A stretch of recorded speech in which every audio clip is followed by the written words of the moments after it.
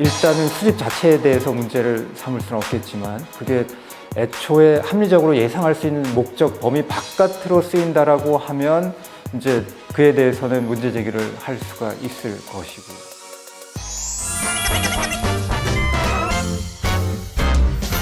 개념적으로는 인공지능 모형이 개발되는 과정을 이제 한 축으로 볼 수 있고, 그 다음에 모형이 개발된 이후에 실제 적용되는 과정, 이렇게 둘로 나눠서 볼 수 있을 것 같아요. 모형이 개발되는 과정이라고 하면 모형이 개발되는 과정에서 데이터를 여기저기 여러 경로로부터 수집을 하게 되고요. 그 수집하는 게 첫 단계고, 수집한 다음에 수집된 데이터를 그대로 인공지능 학습용으로 쓰지 않고 그 학습용 데이터셋을 별도로 구축을 합니다. 그 과정에서 보통은 비식별 처리를 하게 되고요. 인공지능 학습 데이터 구축한 것으로부터 알고리즘을 통해서 이제 인공지능 모형이 이제 구축이 되는 것인데, 개념적으로는 그런 식으로 몇 단계를 거쳐서 인공지능 모형이 개발되는데, 각각의 단계에서 개인정보가 섞일 가능성이 이제 있게 되기 때문에 개인정보가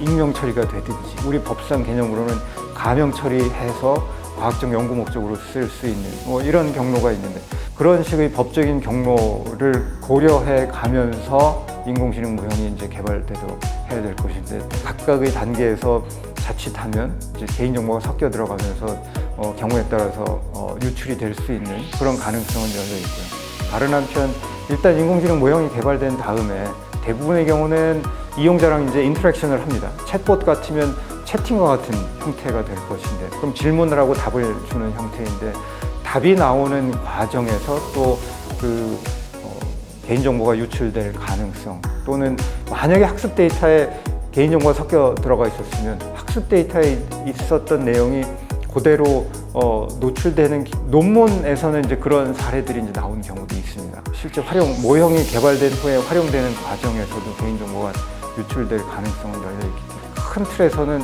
모형이 개발되기 전, 모형이 개발된 후에 활용되는 과정, 이렇게 나누어서 생각해 볼 수 있겠습니다. 그것도 앞으로 점점 더 큰 과제로 대두가 될 것 같은데요. 그러니까 일반적으로는 인터넷이라고 하는 것이 개방성을 이제 특징으로 하는 것이고, 말하자면 정보의 바다에서 어디에 어떤 정보가 있는지를 우리가 쉽게 찾을 수 있고 알 수 있게, 내가 원하는 정보를 내가 원할 때 찾아낼 수 있게 하는, 이게 이제 인터넷의 특징이었는데, 그런 인터넷이 작동이 원활하게 되기 위해서는 여기저기 이제 흩어져 있는 정보들을 우리가 정리를 하고 이제 인덱싱을 한다라고 하죠. 인덱싱을 쉽게 할 수 있게 하고 표준화가 잘 이루어지고, 말하자면 각각의 울타리를 치지 않는 것이 대체적으로 이제 전제가 되는 것이었고요. 이제 개인정보 맥락에서 생각을 해보면 제일 쉽게 생각해 볼 수 있는 예는 이런 겁니다.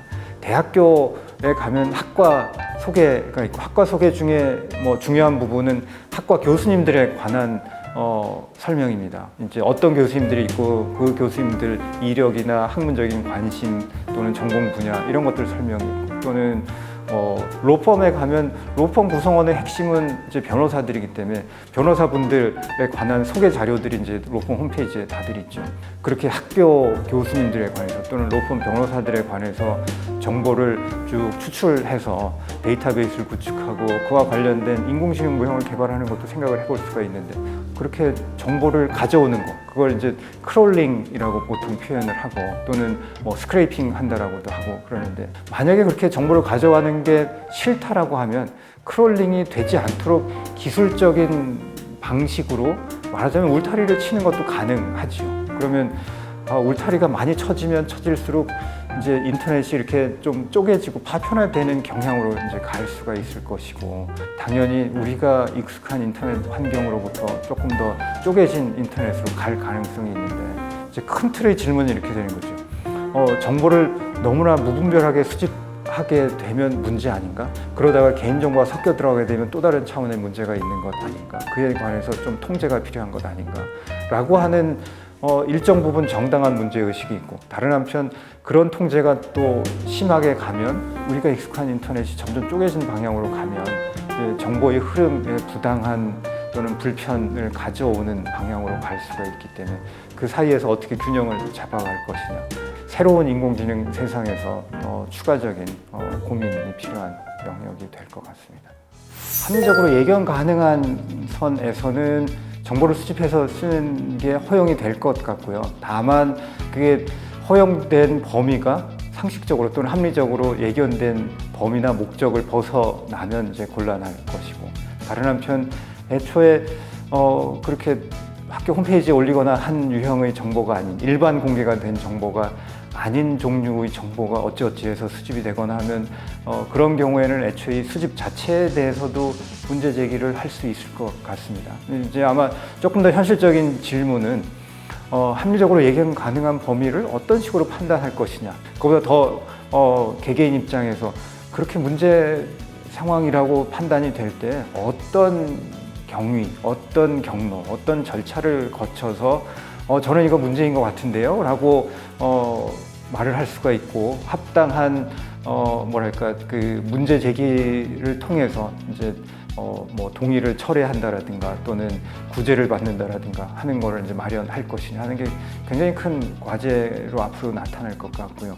이제 더 큰 과제는 이제 이번에 챗 GPT 이런 새로운 기술을 통해서 볼 수 있는 것 같이 전 세계가 동시에 기술 개발을 하고 개발된 기술이 전 세계 동시에 서비스가 되는 이런 상황으로 점점 가고 있습니다. 그러면 한국에 있는 이용자, 소비자가 뭐 미국이 됐건 유럽이 됐건 다른 어떤 나라에 있는 기술, 또 해당 국가에 있는 회사가 제공하는 서비스를 이용을 하다가 이건 문제 같은데? 라고 할 때 어떤 식으로 문제 제기를 할 수 있을지, 어떤 경로로 문제 제기할 수 있을 것인지 하는 게 동시적으로 전 세계에서 나타나고 있는 이런 상황이라서 이제 소비자 입장에서도 이걸 어떻게 어디 가서 하소연을 할 것인가, 또는 규제 감독 기관 입장에서도 나라 따라 사실은 이제 법이 약간씩은 이제 다른데 모든 개발 회사들 보고 전 세계 모든 법을 동시에 맞춰가면서 개발하라고 요구하는 것도 사실은